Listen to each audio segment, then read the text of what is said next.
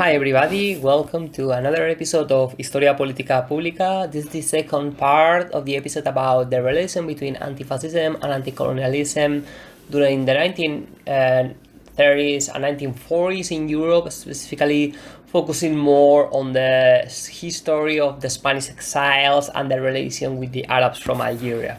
In this second part, I will talk about the migration from Spain to Algeria, also the exiles when they left Spain in 1939 during the last month of the Spanish Civil War, and how they developed themselves in a new society, their relations with the natives from Algeria, and also how their actions were saved by the international youngster, which was enmeshed in the Second World War and the different fights that were happening all over the world, not just in Europe, but also in other continents like Africa, Asia, or North America. So just to give a brief story of the Spanish migration to Algeria, it's important to know that due to the proximity between Spain and Algeria, the migration to North Africa had been quite consistent since 9th century, when the French colonized Algeria, which was in 1830. There started to be a significant movement of Spanish immigrants to work there. In that sense, in 1881, for example, there were 101,000 foreigners in Algeria, and from those 114,000 were from Spain, so it was a significant community. In 1886, the number grew by 30,000 more, and in 1936, that is the year when the Spanish Civil War began, there were 92,400 Spanish in Algeria. In that sense, it is important to understand how in the month of March 1939, that is the month before the defeat of the Republic under the hand of Franco's army, between 10,000 and 12,000 of Spanish arrived to the Algerian city of Oran. Most of them arrived from the Valencian community and specifically from Alicante, but also people from Valencia and Cartagena. This arrival of thousands of exiles caused turmoil in the area because at that time, the 80% of the inhabitants of Oran were of Spanish origin. It's important to know that from Oran to Alicante, there are only 140 miles by sea, so that means that those cities were quite connected. They had similar landscapes, similar cultures, and the constant migration from Spain to Algeria had created a kind of link between both areas. The huge arrival of the Spanish provoked a great concern in the French government, who refused to help the Spanish exiles.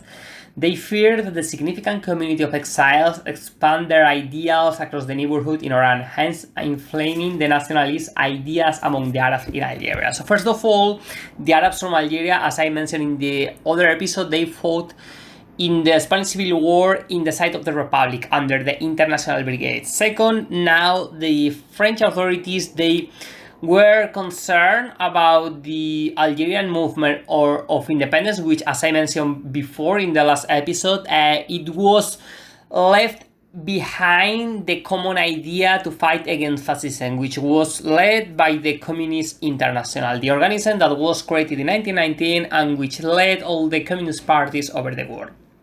In that sense, because the French authorities fear the relation between the Arabs and the Spanish, they diminish the arrivals of the Spanish. They refused initially to leave the land in Oran, and it was not until May 1939, so some people were over a month in the boats, when thousands of exiles were given finally permission to land in Oran and stay a couple of days sleeping at the port on military tents. From then on, the authorities decided to accommodate the men, women and children with relatives or friends living in Oran.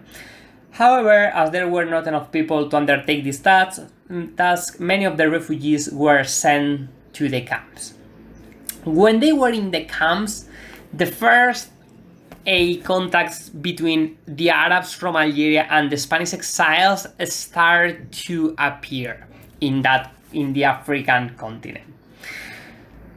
This was clearly seen in Camp Moran, which was the reception camp that took more Spanish exiles. The number oscillated between 3,000 and 5,000 exiles. In that sense, José Muñoz Congos, a member of the CNT, the National Confederation of Labor, the anarchist union, he was a prisoner there and exposes how there was a warm attitude of the Arabs from Algeria towards the exile since their arrival.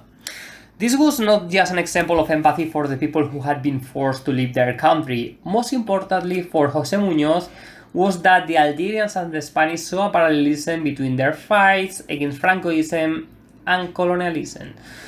So here, whereas the Spanish exile had been fighting against fascism in their own country, the Arabs from Algeria were fighting to overthrow colonialism. At the same time, as I mentioned before, the fight against fascism permeated the whole strata of these communities. So Spanish and Algerians had in common their struggle against fascism. This common struggle between the exiles and the Arabs created a bond which was enhanced by the cultural roots and similar lifestyles shared by both communities. This was depicted, for instance, in the journal Exilio, which was more than a vehicle to get involved with the people in the council. Exilio was created in Camp Morand in order to write about the situation in the global juncture, but also in the local communities. This libertarian publication depicts the colonial struggle by the natives, showing that the Spanish were not unaware about these events. And for example, there is a plea for solidarity towards the Senegalese and the Arabs. The Senegalese were those guards oppressed by the French that forced them to monitor the Spanish community. Within the context of the Second World War, the defeat of the Spanish Republic and the submission of the Algerians to the French state, something that happened 1 century before, the Spanish and the Arabs felt oppressed and excluded from their territory. At the same time, the relation between their struggles was blurred sometimes. It was not following a straightforward line. For example, another member, the communist Lucio Santiago, which wrote a book taking testimonies of over 130 prisoners. He was himself a prisoner of a camp. In Camp Morand, he underlined the spirit of comradeship between the Republicans and the Arabs that happened precisely in Camp Morand. However, he emphasized the relation between anti-fascism and anti-Francoism without referring to the colonial battle. He exposed how, quote, for all the Spanish exiles, the fight alongside the French patriots and anti-fascists in the northern Africans were not just a question of international solidarity, but it was part of the same struggle. In other words, according to him, the anti-colonial battle was not as relevant as the fight against fascism. This doesn't surprise that Lucio Santiago mentioned that, but because he was a member of the Communist Party, and again, the Communist Party was very clear. From 1920s, the anti-colonial battle had priority in places like Asia or Africa. However, after 1935, 1936, with the Italian invasion of Abyssinia and the start of the Spanish Civil War, the fight against fascism was the primordial interest for all the communist parties over the world. In that sense, the official line of the Communist Party had an influence of the perception of these struggles. As I told before, since the foundation of the Communist International in 1919, the Communists claimed to the global community for help to the emancipation of colonies and the expulsion of imperialists. Under the direction of the Soviet Union, the French Communist Party had supported the independence of Algeria in the 1920s. During the first half of the 1930s, as I mentioned earlier, this clear anti-colonialist approach did not change. It started to do so after the invasion of Italy of Abyssinia and the Spanish Civil War. As the Arabs had been reclaiming the independence from France for many decades, this produced inner contradiction. The fact of giving priority to the anti-fascist struggle above the anti-colonial battle was hugely criticized by the Arabs. For example, the Algerian nationalist group that was part of the Communist Party branded the French communists as, quote, chauvinists and the worst source allies of colonialism. Similarly, the Arab nationalists were often defined as unhelpful and even pro-fascist by their French counterparts. So we can see how here there was a clash of interest between people who were supposedly the allies but the Algerian nationalists believed that imperialism and fascism were the same, and the French had a difficult situation to analyze here. Same as the British people who were committed anti-fascists, they were sometimes unable or unwilling to criticize their own government for the oppressive policies that they had created in India, in China, in Algeria, in Morocco, in Tunisia, and in many other countries all over the world. And it is important to understand that this criticism of imperialism and its relation with fascism was not a specific fact to Algeria. As Tom Buchanan explained in his great article about the 1930s and the 1940s and the relation between fascism and imperialism in Europe, Jawaharlal Nehru, the future Prime Minister of India, regarded in those years fascism and imperialism as, quote, blood brothers. Nehru mentioned that condemning fascism while defending imperialism was, quote, illogical and absurd, end quote. So you have to imagine how in those years all the allies formed by Britain, France, and the Soviet Union, they were united in the struggle against fascism. The current of anti-fascism had been established by the Soviet Union in the 1936, the creation of popular fronts to ally the communists and other left-wing forces with the democratic bourgeoisie, the kind of liberal parties, in order to join against fascism. That was very important for the Soviet Union.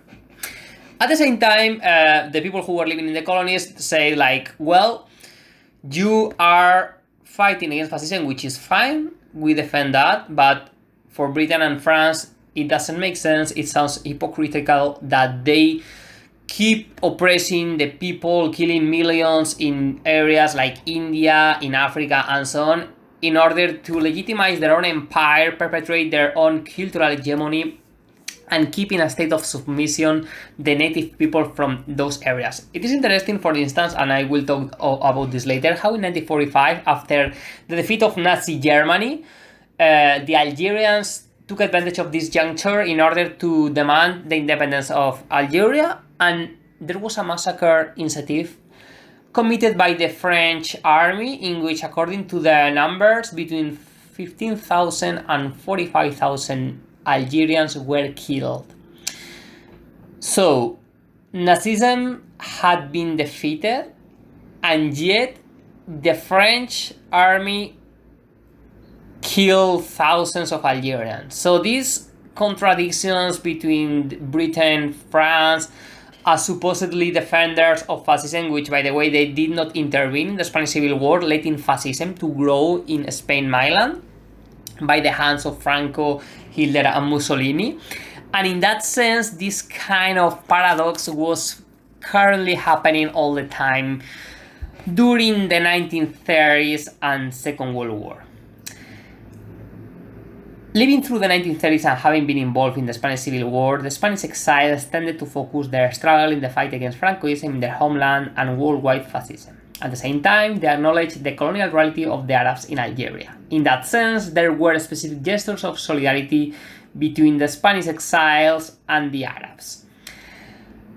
Their daily encounters served them to raise the consciousness about the inequalities faced by the natives of Algeria. Again, Lucio Santiago recalls how during the night some Spaniards left the Camp Moran to meet the Algerians. They waited the exiles and took them to their houses. There, the Spanish took care of sick people, mainly children. And this process of help created a feeling of, quote, mutual respect and esteem, end quote, between the exiles and the Algerians. The testimonies of both José Muñoz and Lucio Santiago show the approaches of some of the prisoners to help the Arabs. While the writers of Exilio denounced the situation faced by the natives, there were others who provided them medical assistance. For people so deeply committed in an international struggle, it would have been hard to miss the situation of the Arabs. All this process of fraternity between the exiles and the Algerians would have relevance in later years, as I mentioned earlier, after 1945 and in the start of the Algerian War of Independence in 1954. This relation was consolidated through the development of a common identity reinforced towards the fight against an oppressor. In that vein, the Algerian Lakin Balik, who had fought in the international brigades during the Spanish Civil War, mentioned how, quote, the people of my country are as oppressed as the Spanish people due to the great colonizer which pressures and impoverishes. Miguel Martinez, an exile who was a kid in the 1930s and stayed in the Camp Carnot with his parents and sister, remarked the generosity of the Algerians toward the Spanish exiles. So this kind of organic process of relation between the Arabs from Algeria and the Spanish, it served to shape their approaches in later years. Their fight were interlinked sometimes against fascism, later on asking for help to the Allies after 1945, specifically when the Allies won the war. And on the one hand, the Spanish demand the removal of the dictatorship in order to establish a republic in Spain, and on the other hand, the Algerians demanding for independence. But never of this happened, and in the following episode I will continue to talk, focusing more in the 1940s, the time of liberation, and how there was a time when both Spanish and Algerians believed that trusting their destiny to the Allies will have positive consequences for them.